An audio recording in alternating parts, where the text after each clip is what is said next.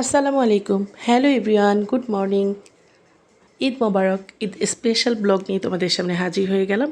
টুকটাক আজকে ঈদের ব্লগ তোমাদের সাথে শেয়ার করব। তার আগে শেয়ার করে নিচ্ছি আমার এই সুন্দর ড্রেসটা পেয়ে যাবে জান্নাত ফ্যাশন ওয়ার্ল্ডে।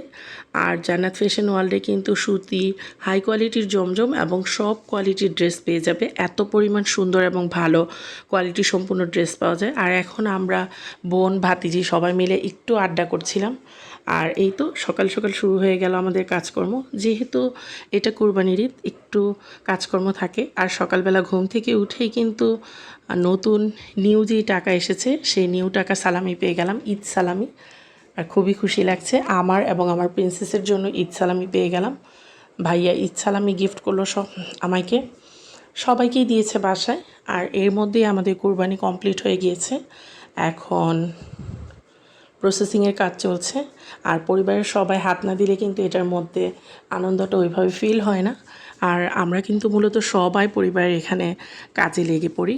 এটা আমার খুব আনন্দের বিষয় এবং খুবই বেশি ভালো লাগে এই কাজটা করতে। আমরা সবাই পালাক্রমে এই কাজটা করি আর এটা আমার খুবই ভালো লাগে।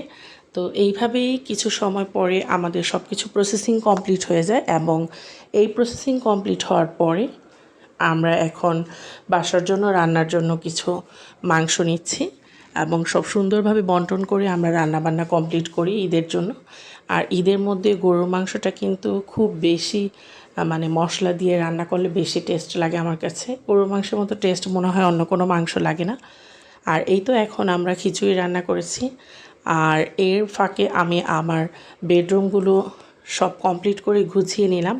আর এই যে বেডশিটগুলো দেখতে পাচ্ছ, এটা কিন্তু জান্নাত ফ্যাশন ওয়ার্ল্ডের বেডশিট।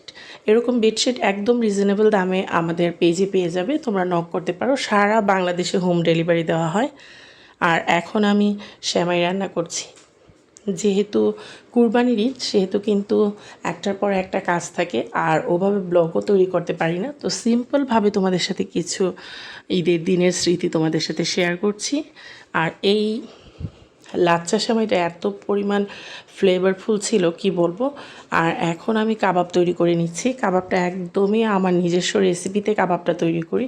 আর আমি বলবো রেস্টুরেন্ট এবং বাবুর্চির হাতকে হার মানাবে, এত পরিমাণ টেস্টি হয় আমার কাবাবটা।